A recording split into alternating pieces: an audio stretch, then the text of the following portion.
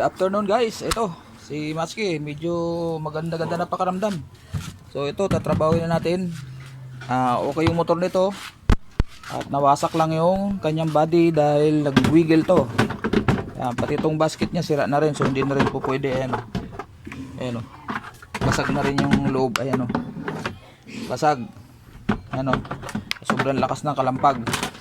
So dito ko to ilalagay dahil ito naman sira ang motor, pero kompleto to. Kompleto to ng basket. Yan rin ang gagamitin. So lilipat natin dito pati yung timer.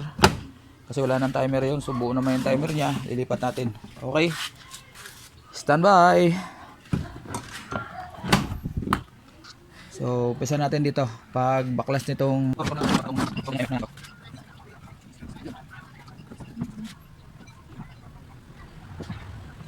So guys, voice over tayo at video okay na naman. So hindi ko na sa inyo papakita guys yung pagbaklas ko ng motor para mabilis.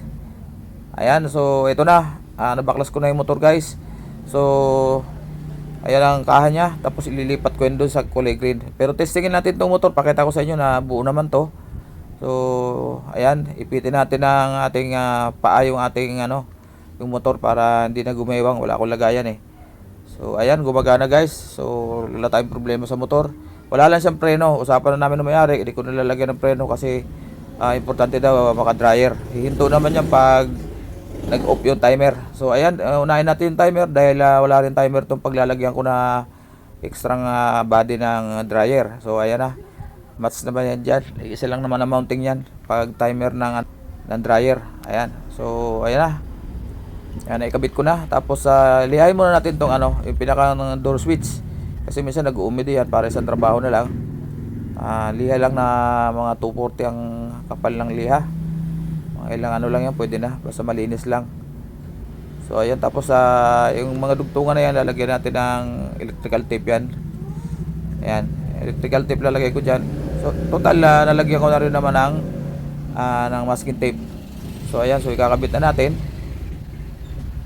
Ayan.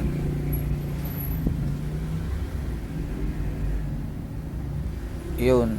So lapat na siya guys. Tapos natin, tornilyohan natin guys. Ayan.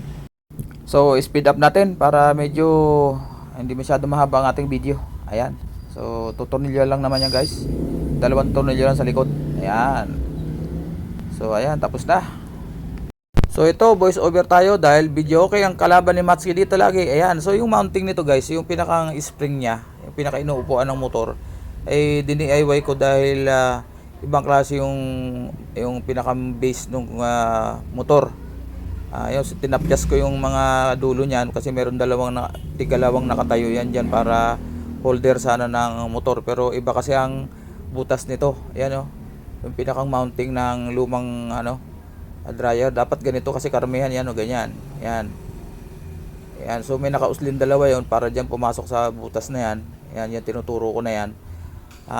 So ito iba at iba rin yung nakalagay doon. So ginawa nung dating gumawa diyan, ganoon din ang ginawa, ayun pinutol. Kaso hindi ko na matanggal to dahil kalawang na guys yung mga tornilyo, wala nang pagkakapitan. Trinatry kong pihitin, mabibiyak na yung wala, hindi talaga matanggal. So ayan na, kaya ko na assemble ko na guys, speed up ko na lang to. So ayan, paspasan na natin, hapon na uli. Maambon sa labas guys, kaya dito ako sa loob ngayon dahil kagagaling lang natin sa trangkaso. So ayan, ay patong na natin yung motor. Ayan, so tornilyo natin para matesting na natin kung okay yung kanyang ikot.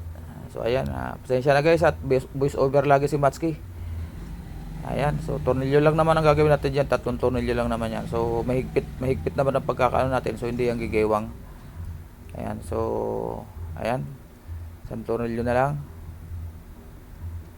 Pagkatapos medyo tumigil na yung ambon, so lalabas tayo mamaya para mas maganda magtrabaho sa labas. So ayan na. So bago natin isalpak yung pinakang kaha niya, lagyan natin muna ng grasa yung pinakang shafting ng basket, yung pinakang tab, dahil yan ay pag tumagas kasi dyan yung tubig, pag dedirekta yan sa motor, yan ang nakakasira ng motor karamihan. So ayan na, nalagyan na natin ng grasa yan. Pinipit natin sa loob, tinutulak natin labas masok para pumasok din yung grasa doon sa pinakang bushing ng belo. Ayan, so okay na. Salpak na natin guys. Ayan. Bilisan lang para hindi tayo abutin uli ng ambon. Paambon-ambon eh, dalawang ambon eh, dalawang pasok na ako sa loob eh. So ayan na guys, pasok natin yung hose, labas natin para siguradong hindi maipit, nakalimutan. So medyo nahirapan tayo dito guys dahil medyo mahirap isentro yung kanya shafting dun sa pinakang pulley ng motor. Ayan, so syempre makukuha pa rin yan. Ayan, 3 araw na to itong dryer na to na pinapagawa sa akin, kaso trinangkaso tayo ng 3 araw din. So ngayon lang natin nagawa. At yan, so inigpitan natin yung pulley sa motor. At i-wiring muna natin, 2 wire lang naman tong natanggal dyan. So para ma-testing muna natin. So ayan, lagyan natin ng string cable tube para hindi na tayo magki-tape. So mabilisan lang talaga to guys, kasi pag inabot na naman ako ng ambon, pasok na naman sa loob, tigil na naman trabaho. Ayan si Matsuki. May bubong naman dito, may trapal naman ako sa labas, kaso ang dami kong washing sa naka sa ilalim sa silong ng trapal. Dito lang ang bakante sa bandang gate. So maaraw naman, tapos biglang umaambon. So ayan, testingin na natin yan. So ayan, saksak na natin yung plug. Ayan, para matesting na kung okay yung trabaho natin. So ayan, umiikot na guys. Ayan, ay lipat lang naman ang motor nito guys, madali lang naman yan. Nagka-problema lang ako doon sa mounting ng pinakamotor dahil yan, dyan sa mounting na yan. So ayan, at least okay na. At nagawa na natin. Ayan, so pagdating ni customer, may mga gamit na siyang dryer. Actually, pinahiram ko yung dryer ko na pambenta dyan eh, kasi kailangan na rin nila dahil mga estudyante mayroon daw magpatuyo ng damit. So pinahiram ko muna. Ayan, so okay na tayo, sasarang ko na lang to guys. At ito nga palang itong pilakang cordon eh, iba na rin kasi ang mounting nitong power cord. So iba kasi ito, iba yung body nito. Kung diyan lang natin ilalagay sa iipitin natin ng cover, pangit tingnan. So mayroon tong lusutan talaga dito sa gilid. Ayan, pakita ko sa inyo guys. Ayan, yung butas na yan. Yan, diyan nakalagay diyan nakalusot yung wire. So gagawin natin, tatanggalin natin yung 2 wire na yan. 2 wire lang naman. Ayan, yung pula yata yan, tsaka blue. Ayan, tatanggalin lang natin yung 2 yan para ilusot natin doon, tapos bubuhulan natin sa loob para hindi siya mahahatak. So 2 wire lang naman yan guys. At madali naman ibalik yan.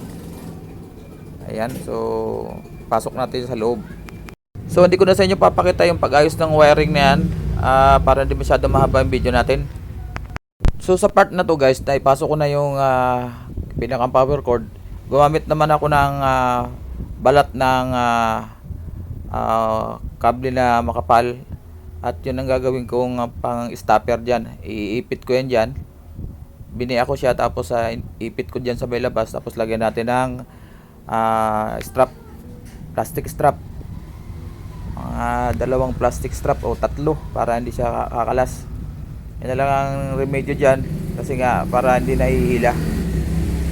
Nabuhulan ko na sa loob yan guys, nabuhulan ko, pero suporta din sa labas para hindi siya papasok naman, kasi baka mamaya pumasok sa loob, baka sumabit dun sa pinakang motor pag umiikot.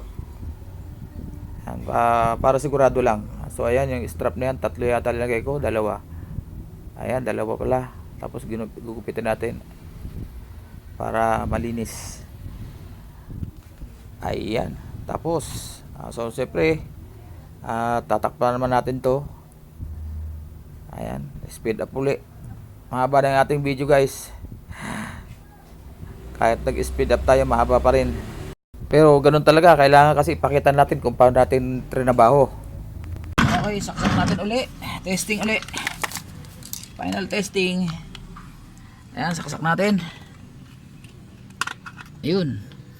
Tapos, paanda rin natin syempre. Ayun. Andar agad guys. Okay. Ayan, maraming salamat guys sa inyong pagtutok sa akin pinagbubuting-ting na naman ang Matsuki TV, buting-ting everything. Ayan. Okay.